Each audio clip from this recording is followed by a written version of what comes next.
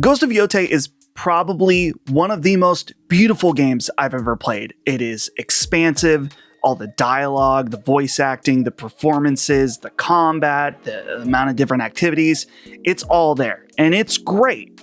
But I gotta be honest, I'm a little bit bored. But before we get into it, if you haven't been here before, welcome to my channel. If you enjoy the video, consider giving me a subscription. It helps me out a lot. And thanks for everybody supporting my videos so far. I appreciate it a lot. So Ghost of Yotei is the long-awaited follow-up to 2020's Ghost of Tsushima, kind of the swan song of the PS4. And Ghost of Tsushima was a pretty surprising game coming from Sucker Punch, known primarily for Infamous recently, of course, before that Sly Cooper. But to see them pivot from a superhero game to a Japanese samurai game, pretty bold pivot, but pulled off pretty well. Ghost of Tsushima, I remember really liking it overall.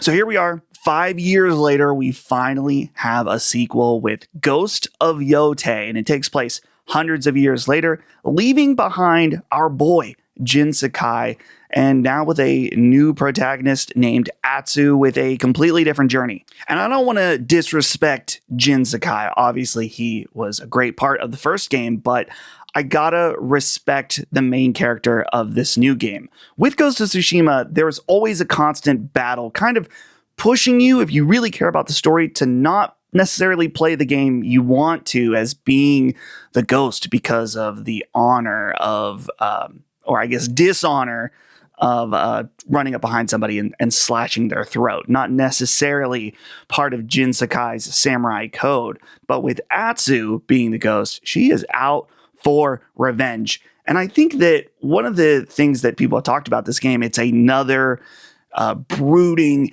angry revenge story from Sony. And I can understand the fatigue from that, but for me, that's not something I'm really worried about at all. I think this game does a really good job showing you Atsu's history, what led her to be on the quest that she's currently on, and it's all done really well in a really believable way. And I really like that she's kind of just doesn't care anymore.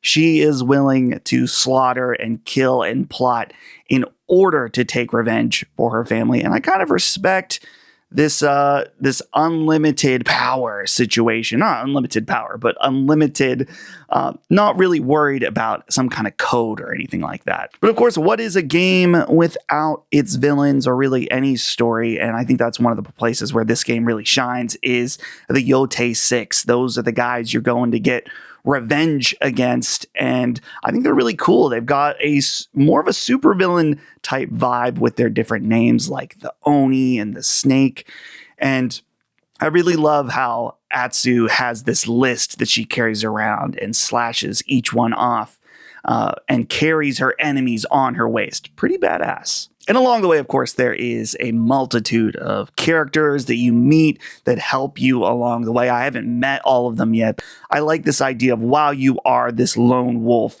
you have a crew behind you supporting you as you go on your journey. And of course, with this being an expansive journey, the world you need to be in needs to be at the very least interesting. And I would say it's definitely interesting, but also incredibly beautiful. I am playing this on PlayStation 5 Pro with the Ray Tracing Pro mode on. And I think even if you are on base PS5, this game is absolutely gorgeous. I find myself just seeing and marveling at different landscapes around this game, whether it's Mount Yotei itself or some of the various plains with the flowers in it, some of the mountainsides, the ocean. It is absolutely stunning. There are moments you're just going to want to sit and take it all in. And speaking of taking it all in, this game, while it's not like a Rockstar level dedication to realism, clearly it's not like that at all, but there is this dedication to making the game feel cinematic, whether it's and it's optional, but when you're on your horse and it letterboxing and showing you very cinematic view. But I found myself in this game playing it as if it were a movie. Maybe not always, but maybe not sprinting full speed, maybe just slowly going across the plains, setting up the camera to look cool. I mean, it's not necessary at all, but this game looks so good. I found enjoyment in doing that. Let me know if you did too, because I haven't heard anyone else say that, but I find myself doing that as if I'm like making a movie trailer. I find myself just letting it ride. I feel like the combat in this game also is vastly improved from Ghost of Tsushima, and I have two reasons for that. I'll get the dumb one out of the way first. And back in 2020, I remember playing this on PlayStation 4 Pro, and I was playing at 30 FPS. And a lot of people roll their eyes at this, but because of that quicker input response of playing at a game at 60 FPS, it makes it feel more fun, at least for me. Maybe that's not for you. God bless you if that's the case. But for me, playing at 60 FPS makes a game feel more responsive, and I just find it to be more enjoyable that way. So playing Ghost of Yotei at 60 FPS makes it feel more fun, but that's going to be relative person to person. In Ghost of Tsushima, the game is all about having the different weapon stances, and you're using, of course, a katana. And while I think that's a neat idea, I remember feeling like maybe not the system was clumsy, but I was clumsy with it. I didn't find it to be that enjoyable. It's a little bit of a rock, paper, scissors mechanic. And in Ghost of Yotei, they still have kind of this rock, paper, scissors, like what you're up against as far as what your enemy weapons are and how you're going to take care of it. But instead of stances, you have multiple different weapons, whether it's, of course, the katana or dual katanas. There's like a giant spear. I don't remember what it's called. But there's a multitude of options for weapons that, of course, work better against certain enemy types.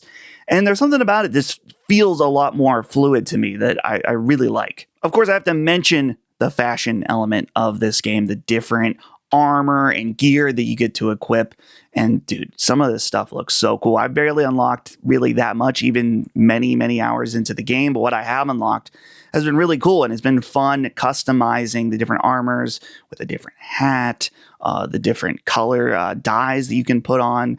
It's always a nice touch, and I don't know, not everyone's going to appreciate making their character look cool, but I certainly do. So you're at the point in the video where you're watching, you're like, okay, Dustin, you're talking all these praises, but at the very beginning of the video, you said you're a little bored, and that's true. Unfortunately, I am a little bored. I've been playing this game probably 15 hours at this point, 15 to 20 hours.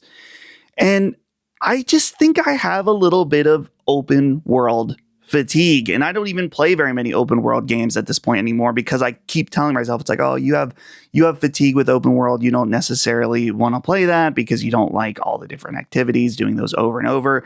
I make an exception, play a game that I can tell is really good, but then I just start to feel a little bored when I'm playing it. And in Ghost of Yotei, I went really hard in the first two areas, doing all the different activities, whether it's the bamboo strike activity, going and finding the shrines, clearing out the different enemy encampments, and it's all really good, like really good. I enjoyed that. And when I got to the second area, I started doing all of those things again. I'm like, yeah, this is still really good. Then I get to the third area and I'm like, I feel like I've done this a lot already. And that's where I get kind of bored at this point, is that some people are going to see all of these different activities, see the check mark in their mind, and absolutely love it. And I think that's great. It's just not really the type of gamer that I am. And so I have a choice. Do I subject myself to doing all these activities and keeping up with all the different gear, the different power-ups, not power-ups, but, leveling up my character?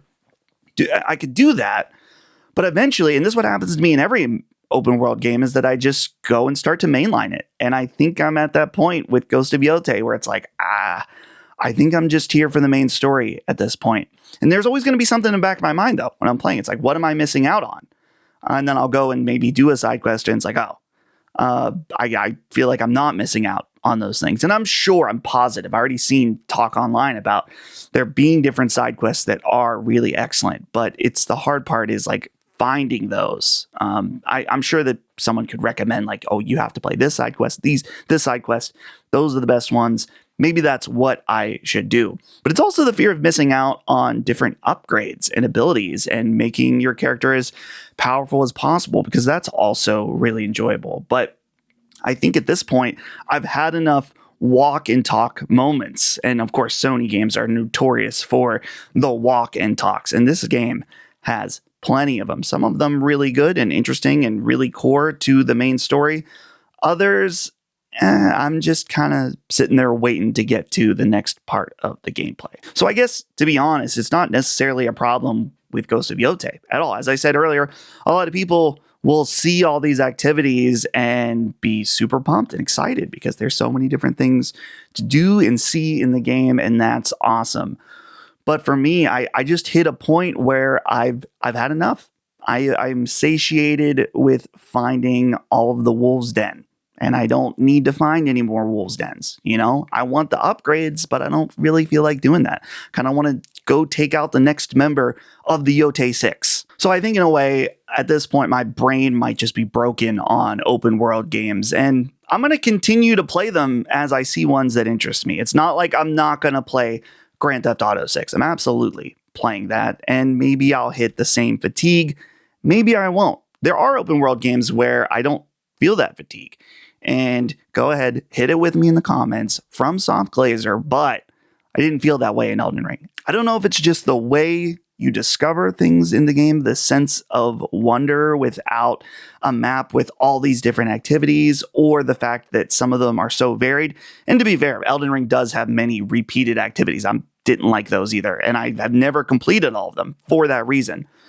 But at some point, it's just, I've had enough of all the side activities, and certain new open world games don't make me necessarily feel like I'm missing out a crazy amount by not doing them. So I have not finished Ghost of Yotei. I still have lots more to do. I will be probably mainlining it at this point and maybe missing out on some stuff, but that's just the way it goes. Are you like me maybe with these open world games where you just kind of get to the point where you're satisfied?